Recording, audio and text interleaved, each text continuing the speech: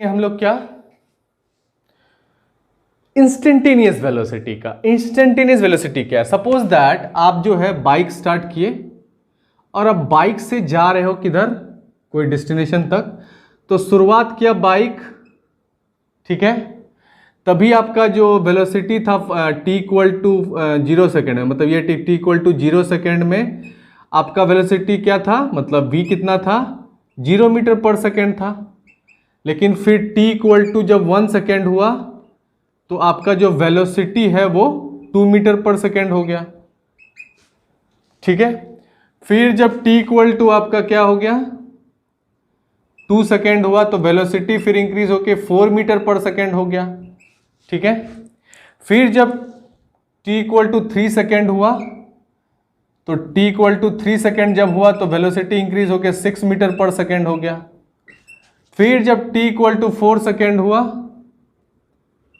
तो वेलोसिटी जो है वो इंक्रीज होके आपका क्या हो गया 8 मीटर पर सेकेंड हो गया, ठीक है।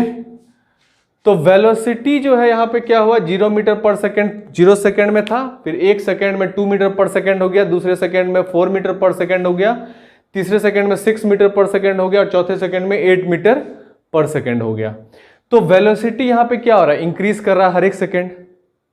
अब इसी में क्या हो रहा है कि आपका पोजीशन तो जो हो रहा है चेंज हो ही रहा है, साथ में अगर आपको पूछा जाए कि दूसरे सेकेंड में आपका जो वेलोसिटी था वो क्या था तो आप क्या कहोगे 4 मीटर पर सेकेंड कहोगे। यही जो आपको एट एक पार्टिकुलर इंस्टेंट ऑफ टाइम में, जो कि अभी मैंने बोला 2 सेकेंड, वो कितना है वेलोसिटी 4 मीटर पर सेकेंड, और इसी को हम लोग कहते हैं इंस्टेंटेनियस वेलोसिटी। मतलब एक इंस्टेंटेनियस वेलोसिटी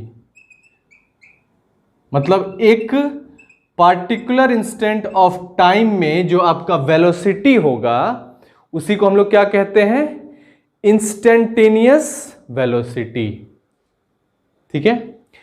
तो यहां पे जो इंस्टेंटेनियस वेलोसिटी है वो कितना है 2 सेकेंड में 4 मीटर पर सेकेंड, क्योंकि वेलोसिटी इंक्रीज होता जा रहा है, फिर कभी डिक्रीज भी होगा। अब उस तरह से अगर हम पूछता कि 4 सेकेंड में क्या वेलोसिटी तो 8 मीटर पर सेकेंड है, ठीक है।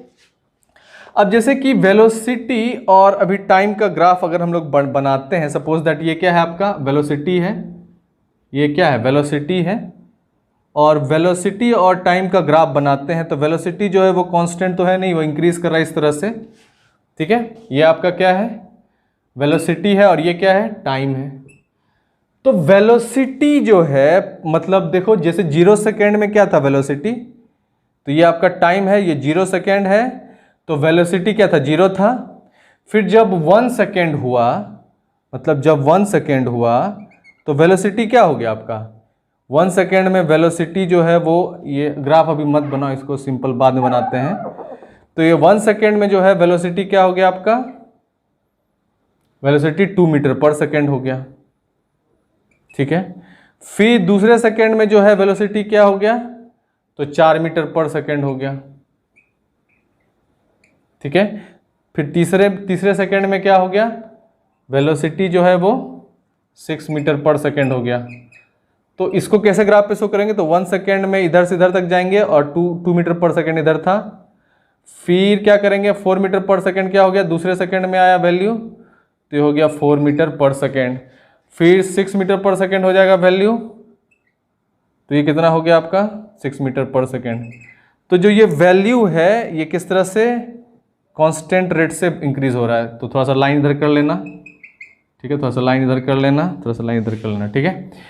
तो ये वेलोसिटी टाइम ग्राफ में अगर मान लो कि इस पार्टिकुलर इंस्टेंट में दूसरे सेकेंड में क्या है वेलोसिटी, इसको निकालना होगा, तो कैसे निकालोगे, कैसे निकालोगे? तो ऑब्वियस सी बात है आप क्या करोगे इधर से इधर और इधर से इधर, मतलब एक इसका एक स्लोप बनाओगे। स्लोप बनाओगे मतलब ये एक स्लोप बनाओगे, ठीक है। इस तरह से मान लो कि सपोज दैट अब वेलोसिटी वेरी कर रहा है, इस तरह से वेलोसिटी जो है वो क्या कर रहा है वेरी कर रहा है। एक पार्टिकुलर इंस्टेंट ऑफ टाइम में आपको चाहिए क्या वेलोसिटी, तो आप क्या करोगे इस तरह से स्लोप बनाओगे जो कि टच करता हुआ जाएगा, ठीक है। इसको अच्छे से समझते हैं। फिलहाल तो आपको ये समझना है कि किस तरह से एक पार्टिकुलर इंस्टेंट ऑफ टाइम में वेलोसिटी होता है, उसी को हम लोग क्या कहते हैं इंस्टेंटेनियस वेलोसिटी कहते हैं।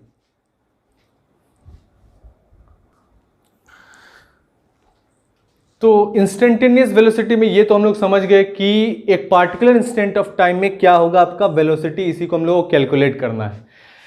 तो सपोज दैट क्या है कि इंस्टेंटेनियस टाइम में वेलोसिटी क्या होगा, यही चीज कैलकुलेट करते हैं। और वेलोसिटी बेसिकली होता है क्या, पोजीशन और टाइम का ग्राफ होता है। जिस तरह से आपका क्या है, मान लो पोजीशन इस तरह से नॉन लीनियरली इधर से इस तरह से चेंज कर रहा होता है, और आपको क्या कह रहा है कि इस पार्टिकुलर इंस्टेंट ऑफ टाइम में क्या होगा, वेलोसिटी निकालना है। तो आप पहले क्या करोगे, इसको इससे सटा हुआ एक टेंजेंट ड्रॉ करोगे, ठीक है। अब ये टेंजेंट ड्रॉ करके क्या करोगे, तो टेंजेंट ड्रॉ करने के बाद जो इस पॉइंट पे, इस पार्टिकुलर पॉइंट से, ठीक है, ये जो टेंजेंट ड्रॉ होगा, इस टेंजेंट का क्या करोगे, स्लोप निकाल लोगे, है ना। अब जैसे कि ये पॉइंट ये इधर है और ये इधर कनेक्टेड है, ये t है और ये x है ना, यहां तक वैल्यू है। तो इसलिए जो है डेल v बराबर क्या होता है, चेंज इन पोजीशन मतलब डेल x, और अपॉन चेंज इन टाइम मतलब डेल t, ठीक है। तो यही होता है आपका। तो चेंज इन पोजीशन इस पार्टिकुलर मोमेंट ऑफ टाइम में क्या हो जाएगा, जो हो जाएगा उसको निकाल लेंगे। तो ये क्या हो रहा है, रेट ऑफ चेंज, मतलब हर एक इंस्टेंट में, हर एक पॉइंट में क्या हुआ, वेलोसिटी चेंज कर रहा है। तो एक पार्टिकुलर इंस्टेंट ऑफ टाइम में निकालना होगा, तो इसके लिए हमको यूज करना है differentiation d by d t. इसका कहने का मतलब हो गया rate of change of something with respect to time. अब यहां पे अगर रेट ऑफ चेंज ऑफ हम लोग लिख देते हैं क्या, rate of change of position मतलब x with respect to time, इसको हम लोग कहते हैं क्या है, वेलोसिटी। तो d by D x by d T, या फिर कहीं कहीं D S by d T लिखा होगा। तो रेट ऑफ चेंज जो है किसी का डिनोट करते हैं d बाई डी एक्स से या d बाई डी टी से, यहाँ टाइम के रिस्पेक्ट में है तो d बाई डी टी, और x है पोजीशन, तो rate of change of position respect to time is equal to velocity, ठीक है। वहीं अगर यहां पे रेट ऑफ चेंज, इसी को क्या कहते हैं, इंस्टेंटेनियस वेलोसिटी का इस तरह से फॉर्मूला होता है। तो इसी में अगर आप इस तरह से लिमिट लगा दोगे, जैसे लिमिट, और जिस तरह से इसका मतलब dx बाई डी टी ये हो जाता है del x tends to zero या dx टेंस टू जीरो, और ये क्या हो जाएगा आपका dx बाई डी टी। इसी को हम लोग क्या कहते हैं, इंस्टेंटेनियस वेलोसिटी। मतलब इस तरह से मैथमेटिकल फॉर्म में इसको हम लोग रिप्रेजेंट करते हैं, ठीक है। आई बात समझ में। तो इसको बस आप याद रख लो कि जब भी कोई चेंज रिप्रेजेंट करना है तो उसको d बाई डी टी लिखते हैं। तो d बाई डी टी मतलब rate of change with respect to time, मतलब dx बाई डी टी अगर लिखा हुआ है तो rate of change of position with respect to time, इसको क्या कहते हैं, वेलोसिटी कहते हैं। फिर रेट ऑफ चेंज ऑफ अगर हम लोग लिखते हैं velocity dv by d T लिखते हैं, तो इसको हम लोग एक्सेलरेशन कहते हैं। याद रखना, जब भी वेलोसिटी का चेंज होता है टाइम के रिस्पेक्ट में, उसको हम लोग एक्सेलरेशन कहते हैं। तो इसलिए जो नेक्स्ट टॉपिक हमारा होने वाला है वो क्या है, एक्सेलरेशन होने वाला है, जिसमें हम लोग देखेंगे कि एक्सेलरेशन क्या होता है। फिर हम लोग देखेंगे कि इक्वेशन ऑफ मोशन को किस तरह से हम लोग अलजेब्रिक मेथड से, फिर जाके आपका ग्राफिकल मेथड से और कैलकुलस मेथड से सॉल्व करते हैं।